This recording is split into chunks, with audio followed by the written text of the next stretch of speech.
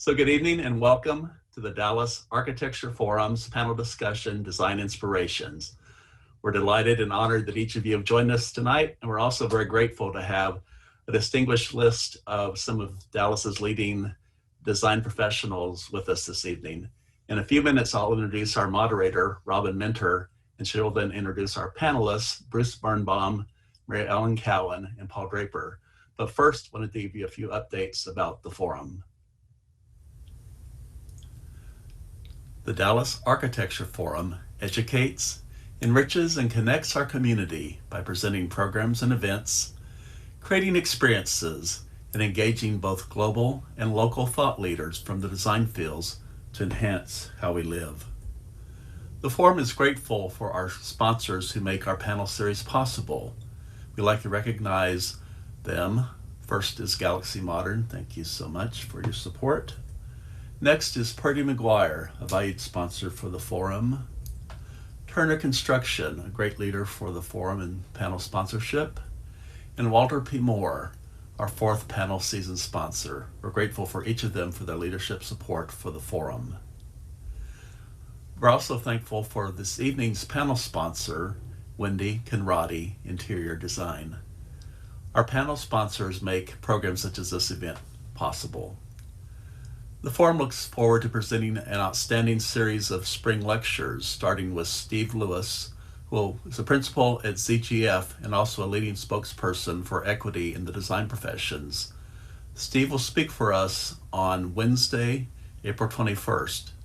Because of ongoing pandemic restrictions, this lecture will be virtual, and next week we'll be putting out information to register for the lecture. We have more outstanding lectures following Steve this spring.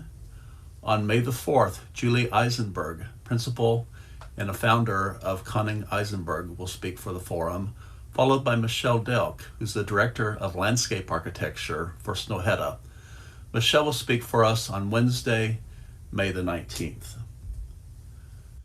Alan Ricks, a co-founder of Mass Design Group, will speak for us on Wednesday, June the 2nd, and we'll conclude our lecture series with Mark Wellen giving this year's Frank Welch Memorial Lecture. Mark worked in Frank Welch's studio, and will be joined that evening by Max Levy and Mark Gunderson, remembering Frank's legacy. That will be on June the 16th. So we hope that you'll join us for all of these outstanding lectures being presented for forum members. We have some great panel discussions coming up in addition to the one this evening. On May the 25th, we'll look at the topic of housing and suburban design, all the more timely because of the pandemic over the last 12 months. Isaac Cowan and Ian Zapata will be the organizers for this panel discussion. On June the 22nd, we'll look at the topic of museums in the making in a panel moderated by Duncan Fulton, looking at emerging museums with significant presence in the Dallas-Fort Worth area. On June the 29th, we'll have our second Design Inspirations panel moderated by David Hawker. And then we look forward to the intriguing topic of architecture and film on how architecture influences movies so dramatically, moderated by John Orfield, with a date for that panel to be announced. So again, some outstanding panel discussions for the spring. We hope that you'll join us for all of them. AIA CES credit is available for this panel. Following this evening's presentation, email Jean at dallasarchitectureforum.org with both your name and AIA number, and Jean will file that credit for you. We invite you to join the forum if you're not already a member. You can join or renew at dallasarchitectureforum.org. We appreciate your membership and your support. Our moderator for this evening is Robyn Menter. Robyn was born and raised in South Africa, where she studied design at the University of Witwatersrand. A contemporary art collector, Robyn worked in South Africa as an interior designer until she immigrated to Dallas in 1981. After working with the firms of Deborah Lloyd Forrest and Paul Draper and Associates, she established her own firm in the mid-1990s. Robyn Menter Design Associates is a hands-on design firm focused on exploring new ideas with a variety of engaged clients and craftspeople. Their projects primarily include high-end residential and workplace design. Robyn has collaborated with many talented architects, including Graham Greene, Max Levy, Bernbaum Magadini, Cliff Welch, and Lake Flato. We're honored that Robyn is also a member of the board of the Dallas Architecture Forum. We're delighted that she has agreed to be the moderator for this evening's Design Inspirations panel. Welcome, Robyn. Thank you. It's very nice to be here, and I appreciate it. I'm going to first introduce Bruce BERNBAUM. Bruce is a co-founder and principal of Bernbaum Magadini Architects. Bruce earned a Bachelor of Architecture degree from the University of Arizona, and his architectural projects cover a broad spectrum, including commercial, residential, and industrial, to mention a few. Bruce serves on many charitable boards and has been involved with the AIA educational committees and mentoring programs. He and his firm are active supporters of the forum, for which we are most appreciative. Their award-winning work has been widely published and has been featured in numerous forum special events. Welcome, Bruce. Thank you. Next, I'll introduce Mary Ellen Cowan of MESA. Mary Ellen has over 30 years of experience in landscape architecture and construction management and oversees field construction for MESA. Mary Ellen has been with MESA since 1996 and has developed a collective design approach, embracing the landscape with respect to topography, natural systems, and the interpretation of site and its relationship to architecture. Mary Ellen's approach respects the intentions of the architect while capturing the values of her clients. Her studio's projects have received both state and national design awards. Welcome, Mary Ellen. Thank you. It's a pleasure to be here. Last but not least is Paul Draper of Paul Draper Design. Paul Draper has been beautifully integrating interior design and architecture in homes, hotels, and restaurants for the past 40 years. Now largely concentrating on residential design, Paul's expertise includes bespoke furniture, curating art, space planning, and fixture and finish design. Over the span of his career, Paul has collaborated with many of Dallas's premier architects on several noteworthy high-end residential projects. Paul likes to work with rich natural palettes and is dedicated to creating timeless, finely crafted interior solutions, focusing on design of the highest quality. Welcome, Paul. Thank you. Now that you've all been introduced, I'd like to ask you a couple of questions, and I'd like the answers to be brief, just so that everyone can get an idea of who you are. So the question is going to be the same for everyone, and there are two of them. First, what is your favorite season and why? And second, if you could live in any country, where would that be? And I'm going to start with Paul Draper. Paul, what is... As far as season, it would be autumn. I'm from up north originally, so I've always loved the color up there, and we get some of that here. And finally, the heat abates here in Dallas, and also red wine becomes more of a real possibility. As far as where I would live if I wasn't living in the United States, the quick answer would probably be New Zealand, but then I'd be too far away from family, so probably like one of the islands off of Vancouver in Canada would probably be the more realistic answer. That sounds very nice. Mary Ellen, would you like to answer the questions? Yes, I actually get asked that often, what's my favorite season? And I hate to say this, but I really love all four seasons. I love the newness of spring, the chartreuse color of the leaves. I love the heat of the summer. All the perennial gardens are in full bloom. The shade and shadow of the trees. I too love autumn, as we all do, for the respite from the heat, the beautiful fall color, the ornamental grasses changing. And really, I see beauty in wintertime too. I love to finally have a winter coat, go up to Colorado and enjoy the snow, the quiet of the nature, the birds. So really, I'm kind of jazzed about every season. Okay, thank you. As far as where I would live if it weren't in the United States, you know, my father immigrated from Copenhagen, Denmark, and his parents, you know, followed over, and they've always thought the United States was the most wonderful place ever to live. I know when I go on vacation, you go to a beautiful spot and you think you want to move there, but really, I can't say that I would want to live any other country than the United States. I really Sounds love our good. country. Very good. Thank you.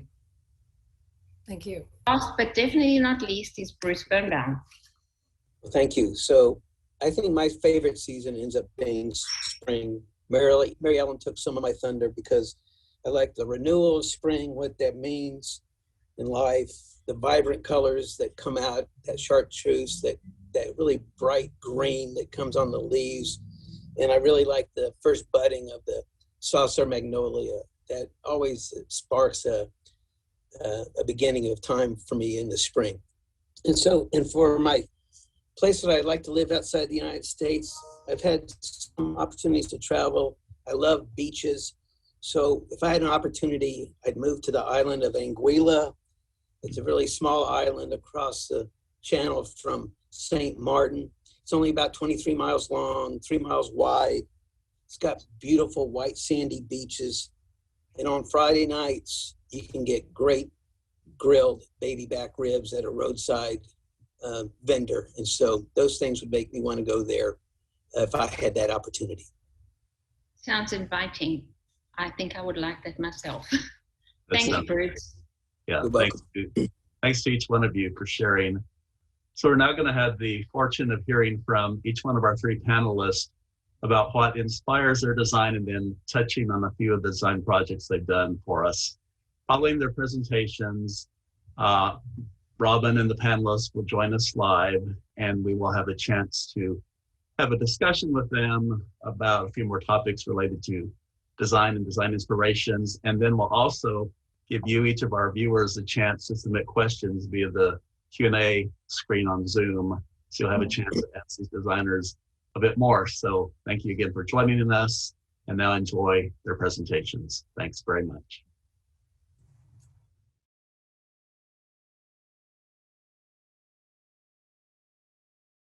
Good evening. I'm Bruce BERNBAUM, partner with Tristy Magadini at Bernbaum Magadini Architects. Our firm's 23 years old, and we specialize in residential architecture.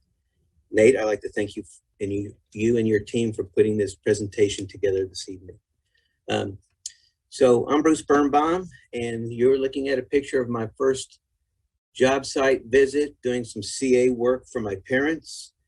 Child labor laws were a lot different back in those days, and salaries were commensurate with about 25 cents a week for allowances. From there, I've moved on, and I take inspiration for my work from lots of different avenues. It could be simply just beautiful objects that I see that surrounds me. It could be architecture, but it also could be landscape, art, or design, the design of a car. And I look at these lines and I just imagine the beauty and the time that it took the designer to come up with the styling and the processes to produce a streamlined machine. I'm also fascinated with highway construction. Really, what makes me wonder about this type of work is how the team of engineers, designers, and architects pull everything together to get somebody from A to B, the process of engineering. Most fascinating to me is, so what happens on day one of construction? Where do you start? Where does that first flag or stake go into the ground? It's amazing with these large size projects, how these things get done. Our residential projects are on a micro scale. And I'm also amazed about the construction of large scale buildings, commercial buildings, for instance. When I look at a project,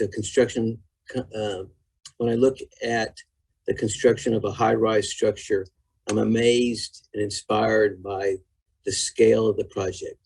How is concrete being poured at upper levels? How does MEP structures go in the mid structure all at the same time? And then at the lower level, they're putting in storefront, and finish materials. It's very well orchestrated, and that just inspires me as I look at these projects and the thought process of the team that puts these things together.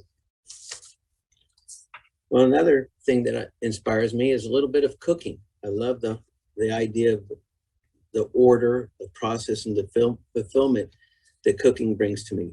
Somewhat instant gratification compared to the longevity of the design and construction period of one of our homes. A great meal prepared combined with pairing with a scotch or a great bottle of wine makes for a wonderful evening. I have another hobby, fireworks, and I'm fascinated by the design and effects that fireworks produce. Colors, patterns, and the sequence that is developed by the design. I've developed, again, a small hobby, producing small shows for friends and family and weddings, thinking about the process of organizing the fireworks to produce a show that brightens the evening sky. And by the way, I still have all my fingers.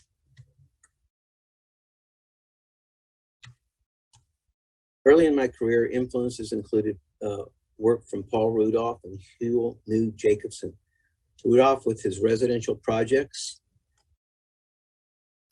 for form and use of materials, and Jacobson, as I look at in the manner of how he designed buildings with buildings and materials in the process of creating pavilion-like structures.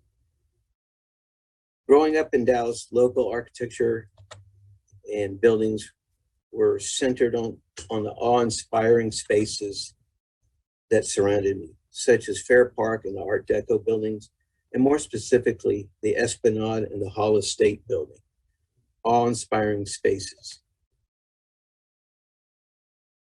Another influence early in my life is also being that I was raised and grew up here in Dallas in the design of Temple Emmanuel, the awe-inspiring spaces by Howard Meyer of the powerful Olin Sanctuary, and the recent addition by Gary Cunningham, a spiritual space with a wonderful interior-exterior relationship.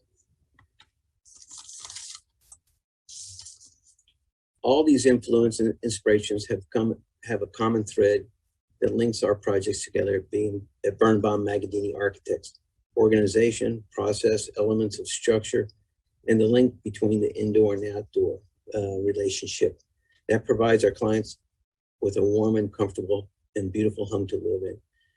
Two projects that embodies these inspirations include first a residence in Bluffview. We've had the opportunity to work on this home 3 times for the same client. In fact, Trissy worked on this project with Bill Buziotis prior to our partnership.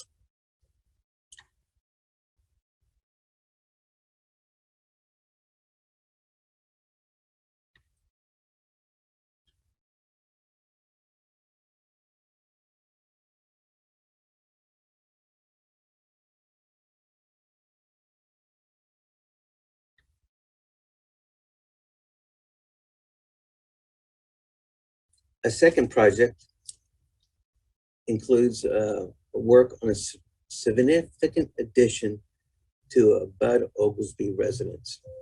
We added on approximately 2,500 square feet. The design by Bud Oglesby was perfectly sited on the site, capturing view lines from all rooms to the wooded lot. Our goal for the addition renovation was just not to screw it up and to make the new work, as seamless as possible to the original home. Work included enclosing a breezeway from the garage to the residence, providing an entry pavilion, expanded living space, and a principal suite that includes a new bedroom and separate his and her bath and closets. Butt glazing and recessed shade pockets help diminish any obstructions to views to the exterior.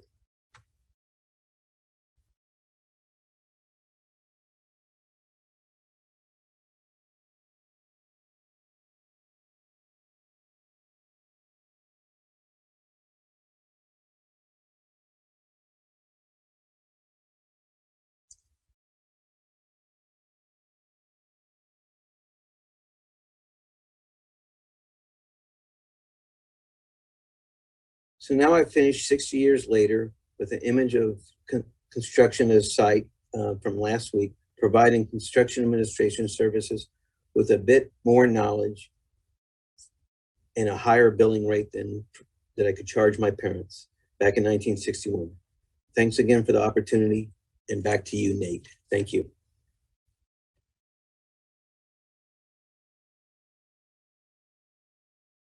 Hello, I'm Mary Ellen Cowan. I'm with MESA Design Group. Our firm practices all facets of landscape architecture, from master planning, communities, environmental education, hospitality, healthcare and senior living, parks, retail, and I head up the residential design studio here at MESA. I'm here this evening to talk to you about some of the influences of our design approach from the residential studio perspective at MESA. Probably the two biggest influences that helped guide me to ultimately enter this profession of landscape architecture would be my dad and my grandfather. They both loved to garden.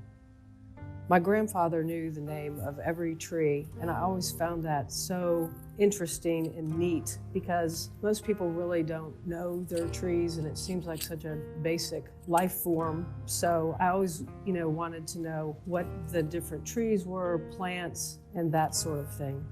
We used to visit tree farms probably almost every weekend. My dad and my grandfather loved to compete with each other on who had the best garden. My grandfather was more of a naturalist and liked the natural look, and my father was really a DIY kind of guy, loved to create rock gardens and beds and that kind of thing. We always had the prettiest property in the neighborhood, and we just really bonded together with that, and it was just a lot of fun growing up, seeing the fruits of your labor and the beauty of it. I just really always enjoyed the gardening aspect. Another person in my life, my Uncle Taya, was a furniture designer and craftsman woodworker. I grew up with him as well and would see him work hard designing pieces of furniture, working with his hands, and that really resonated with me. I wanted to do something similar where you really worked hard and created something from the fruit of your labor. Like the modern aspect of his work too. It was very different from typical furniture that you would see, and had a lot of thought behind it with how would someone use it? Is it comfortable? Is it aesthetically pleasing? And that really had a lasting impression on me. This is an image of my brother and I at Ledgeworth Falls. When we would take vacations, it would always be to some more natural sort of a landscape element. This was a beautiful park, and if you look at the stonework, it's really hard to tell the difference between what part of the creek is Mother Nature and what part man made. And that too had a lasting impression with me on how man could interact with Mother Nature and have such a natural influence. I then learned more about landscape architecture when I went to college, learning about Frederick Law Olmsted, Gertrude Jekyll. People like that really opened my eyes and had a big influence on the bigger picture of landscape architecture and the concept behind it, that it isn't just landscape and planting. There's a big influence on our society as a whole. I visited lots of gardens through college in my earlier years, and that really helped give me insight on different ways that people approach gardening as a whole. My husband, Stan Cowan, has also had a big influence on me through the years in the profession. He's an amazingly talented landscape architect and has had a really nice influence on my work as well. We've spent a lot of time together. On our off time, we like to enjoy the great outdoors. It helps us decompress and really inspires us for when we're back at the office doing our project work. Over the years, our philosophy has been shaped by values we feel are important to balancing human needs and natural beauty. Sustainability and Texas regionalism. This is making visible the presence and character of the natural environment. Our objectives, where possible, are to increase biodiversity, restore native habitat, reduce the need for irrigation, and employ an organic maintenance program. This approach has quantified environmental, economic, and social benefits. Examples of this from our built work are the Rockbrook Residence and Turtle Creek Pump House. We worked with Julie Bargman and Kate Orff, and the concept was to be light on the site, use and reuse of materials, and employ a native plant palette. Nature. Our design philosophy originates in the land. It preserves nature and recognizes its confluence with the built fabric. Nature nurtures people physically and inspires people cognitively. Examples in our built work would be the forest, the prairie, wetlands, ponds, streams, and water, topography, rocks and stone,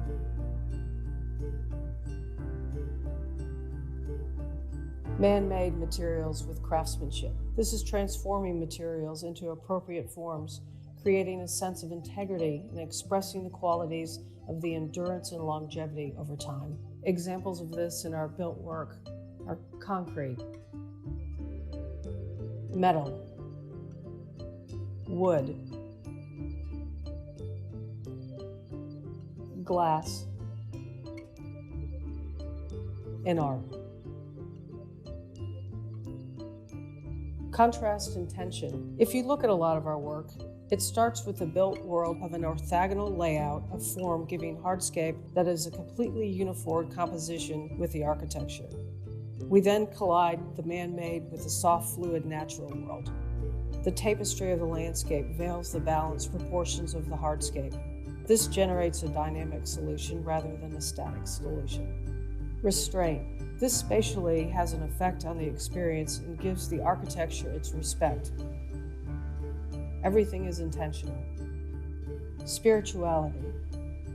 We invest our passion, evoking human emotional response, creating a unique sense of place and a sense of something larger and more spiritual than the individual.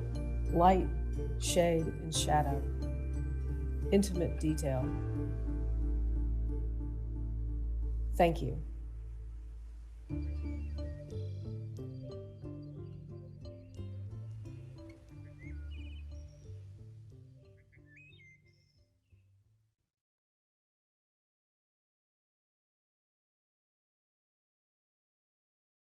Hi, I'm Paul Draper, and I'm delighted to share with you this evening some design influences that have affected me over the years.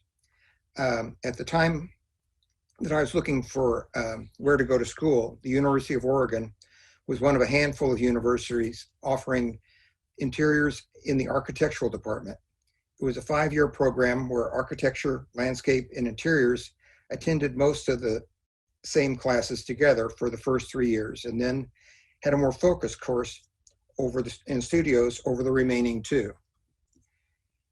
That gave me a view of design as always benefiting from a collaborative effort between the 3 design disciplines, along with the clients, to create a seamless design solution. Several professors there had worked for Louis Kahn, and at the time I attended the University of Oregon, he had a clear influence. Of his work, one that I related to most was the Yale Center of British Art, where he introduced architectural wood panels, giving a relatable human scale and warmth to the space. It wasn't just the design program that attracted me to the University of Oregon. It was also the abundant natural beauty of the Pacific Northwest. Wooded trails meandered through the hills that surrounded the campus, and I found that solitary walks along them opened my mind and brought new clarity. I had a mental exercise I often used while searching for design solutions. I would consider something that seemed perfectly designed for its purpose, reduced to its simplest form, with seemingly no real functional way to be improved upon, and then to realize that there was an altogether different approach resulting in a completely different and elegant solution. I spent a year of my college time living in Japan, attending university there while traveling extensively throughout the country. Following graduation, I lived on the West Coast and Hong Kong for several years, working for a firm designing hotels and resorts throughout the Asian region. All of this had a profound influence on me, but perhaps Japan the most. the natural palette of materials, and the hierarchy of how they were used, and the incorporation of nature as part of the architectural design still inform my design approach today. Japan's influence went well beyond architecture. It was the Japanese aesthetic, their vibrant culture, and the arts.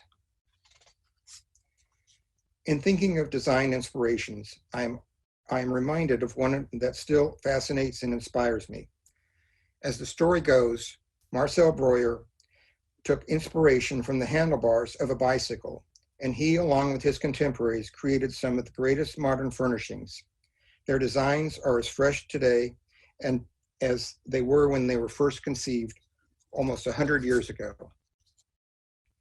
Craft, when well designed and executed, celebrates the natural beauty of material, form, and function, while reflecting the skill and labor of its creators. I look for these same qualities in the furnishings I select or design. These pieces help humanize and add warmth to a final design solution. To me, design is like an elaborate jigsaw puzzle. All the pieces must be found and fit together, but there is not necessarily a unique solution to any particular piece. The vocabulary of design is largely a visual experience, and researching design elements as part of the design process can offer valuable insight.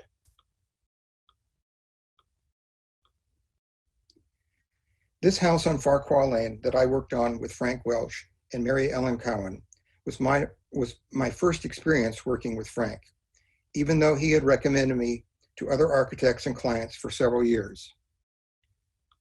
It was a great collaborative experience, and I was surprised how open Frank was to my design input. But both fireplaces, bathrooms, and many other aspects, as well, of course, as the materials. The clients had an amazing collection of bonsai trees. Many of them were imported from Japan and centuries old. They were beautiful, but it was impossible to truly appreciate them as they were placed side by side on elevated benches. Bonsai are miniature trees and as such will never survive inside. The clients had never considered being able to experience their beauty inside their home. I discussed the concept of a reverse bay window with Frank, and we were able to introduce the bonsai as an important interior element to be enjoyed from the inside as they remain safe on the outside at all times. The clients were art enthusiasts, and the stairwell, lit by a skylight above, presented a challenge and an opportunity. Sherry Owens is well known for her wonderful sculptures, working with discarded crepe myrtle branches, but I had recently seen an installation of hers utilizing metal wires that made me recall the ephemeral quality of an implied movement of a waterfall in a Chinese landscape painting. She agreed to the commission and camped out for weeks, completing her beautiful installation.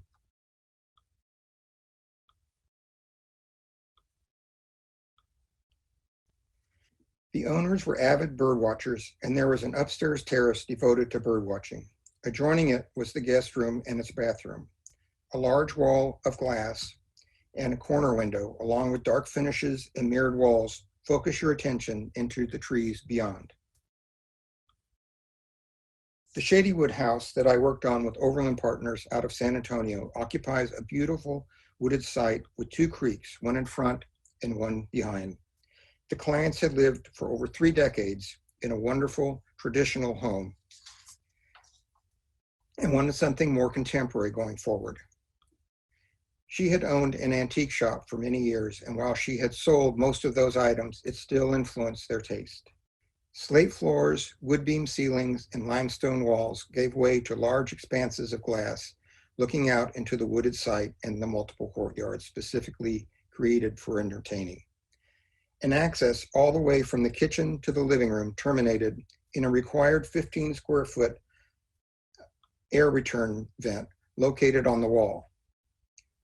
The original intention was to design a decorative grille to cover the opening. Working with the architects, a recess was created in the wall with a matching recess on the other side of the fireplace. I designed a pair of étagères backed with antique mirror and sitting out in front of the wall far enough that air passes around and behind them, while concealing the large opening behind. The furnishings and art are an eclectic mix of clean, modern pieces and beautiful antiques that we selected on trips to Europe and the West Coast. The clients requested that the family room be furnished in a most traditional way, thinking that this would be more comfortable for them. After living in the house for a few years, they requested that I take a second look at the furnishings, this time with a more contemporary air to it. I was pleased for the chance to better utilize the potential of the room, and even more pleased that the clients loved it. Thank you very much. Sure. Thank you for sharing your presentations. It's certainly been enlightening to view and listen to the synopsis of your life's journey and how it has impacted where you all are today. With that in mind, have your sources of inspiration changed over time? And whoever would like to answer the question first is welcome to speak up. I would say, from my perspective, the inspiration of nature has stayed pretty solid and firm through my life and my career. That's good. Bruce, how do you feel about that? I believe my inspirations just have matured over the years to very specific items that adhere to my thought process. I don't think it has wavered, it has just matured. Well, that's kind of what I felt personally in my career. So it's interesting to hear everyone's different perspective. Paul, what do you feel about that question? I think I'm going to go along with everyone else. It's actually surprised me often to look back at the designs I've done for myself even, and certainly for clients, going back decades, and to see how I still relate to them, that they really speak to the same kind of aesthetic that I have now. Certainly as time goes on, experiences change, the type of projects, the clients themselves, everything is going to call for new inspiration. But there is still a consistency there that it really does surprise me. Yeah, it is just really interesting how everybody's got different opinions and how everything impacts you differently. I would imagine you've all at some time during your career been your own client. And I'm curious, did you find that role to be more or less challenging than having to create designs for others? Well, I'll take this one first. Always easier if I'm the client. Yeah. The designs that I've done, certainly for most of my adult life, have been with my wife. And when we've found something that we like together, we love it. And it just, probably the hardest part is sometimes affording it, but trying to satisfy a client and to create a home for them, you're getting in their head, and that's a lot harder for me than it is to get in my own. So stands to reason. Mary Ellen?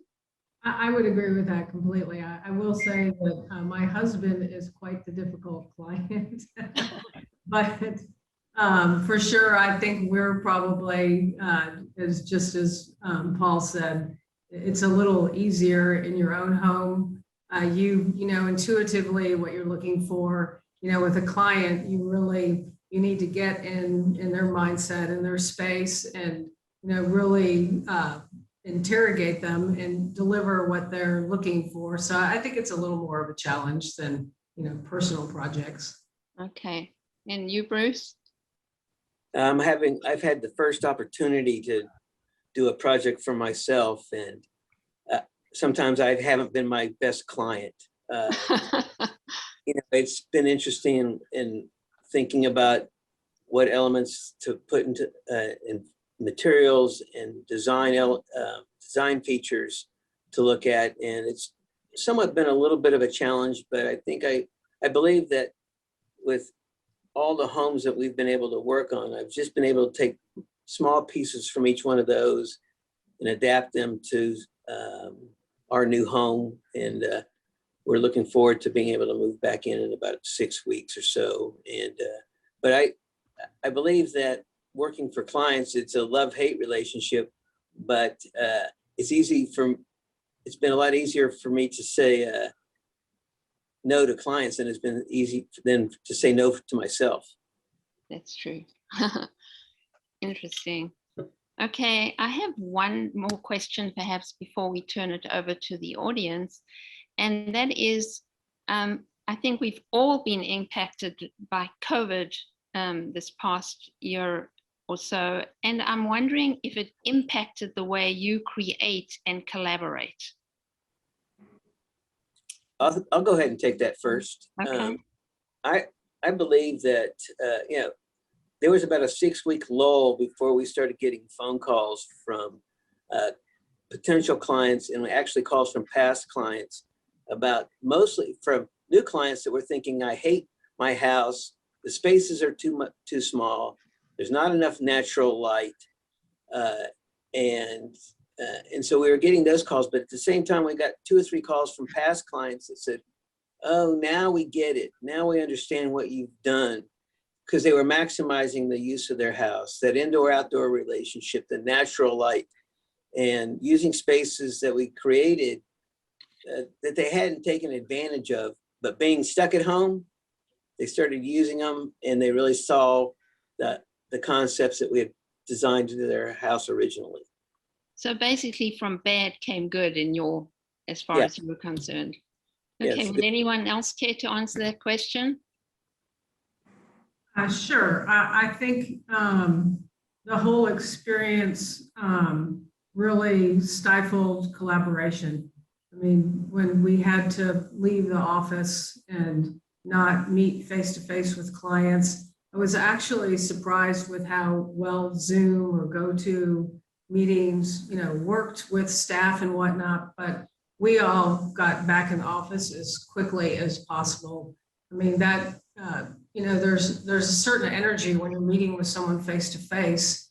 You can't quite read that facial expression, that kismet that happens when you're meeting doesn't really happen. So I think that really, slowed our, magic down a little bit. So being able to have everyone back and meet in person has really been a beautiful thing. Good. Okay, Paul, do you want to comment?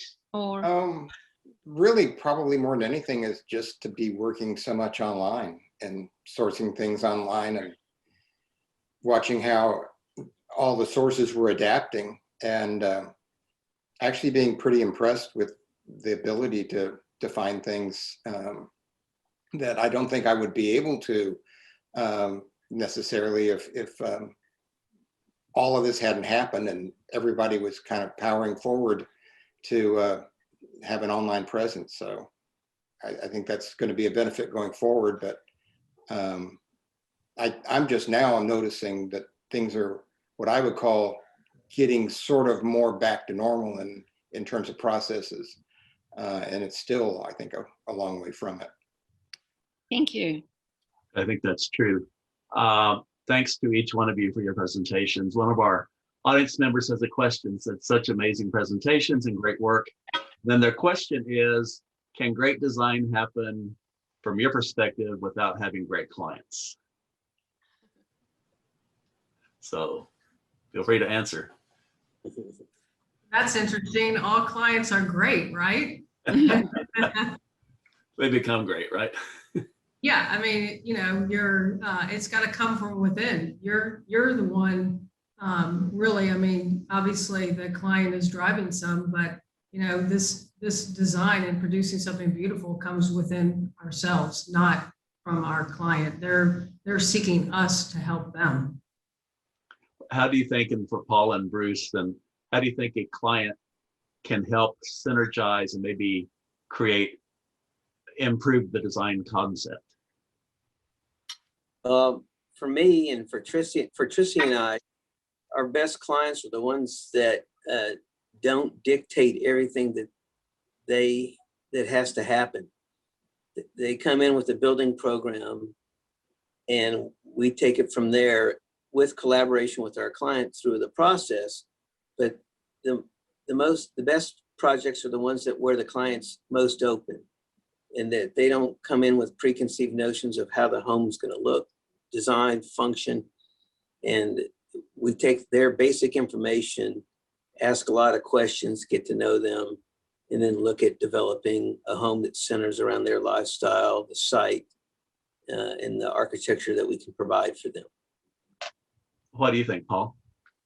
I think I'm obviously going to agree with everyone else, but I have been very lucky to have some wonderful clients, and I think of them as real design collaborators as much as the client themselves, who in the end have to love their home. Some, I think, have a better notion of where they want to go with things. They're more educated about what's possible. I find myself very often at some point trying to talk a client off of something they have a preconceived notion about, because it's maybe a lot more rooted in styles that just have long since moved on. I don't know. I think probably the real answer is the greater the client, probably the greater the project can be, but there's always a way. Yeah, tying into that, another person says, well, how can I be the best client for my future architect, interior designer, landscape architect? So how can your client kind of prep themselves to really help you in the process? Bruce or Paul?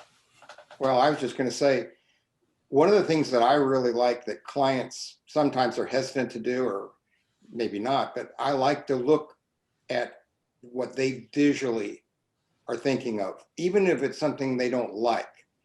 If we can get to where we have a visual vocabulary that we can kind of agree on, this is formal, this is informal, this is blue, this is whatever. Because words can be very confusing when they're talking about design, because it still has to be what's in your head when you say that. And when there's a visual vocabulary to start to relate with, then that gives me a context to have a better understanding of who they are and what they want. Obviously, I don't want to do anything that's just, they handed me something, we want you to do this, but it does start the discussion. So that's certainly one thing. And obviously, like Bruce said, an open mind in the end. Mary Ellen, how can people prepare themselves to be good clients for you as a landscape architect?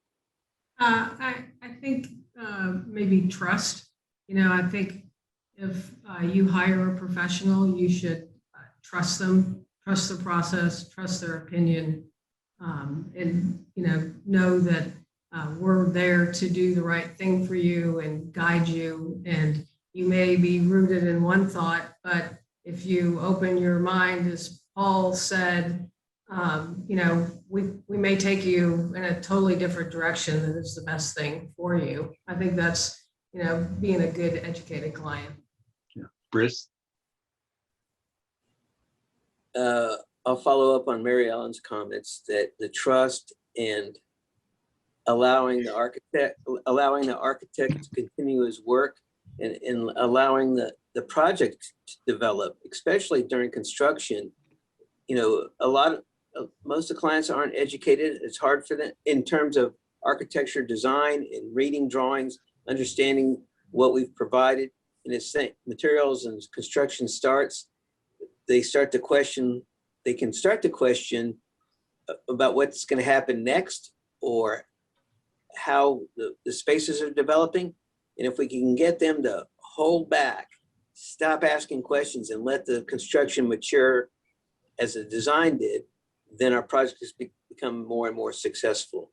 And to the other side of that, as the project begins, years and years ago, or 5 or 10 years ago, a new client would come in with stacks of magazines and folders of cutout kitchens, bathrooms, and now it's changed to House or Pinterest. Well, we still go through all those pictures and we ask them about the pictures, why they like the pictures, what was in the pictures, because there might be 9 out of 10 pictures that are the same, and that 10th picture has something very specific that's different.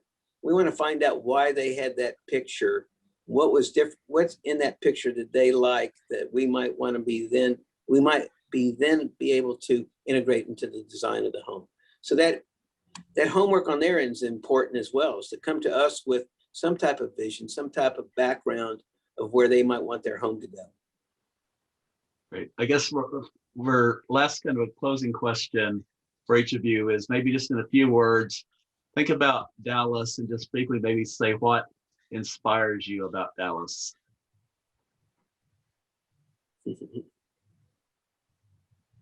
I'll go. Okay, I think Dallas is, I think the people are very educated, very creative, very forward thinking.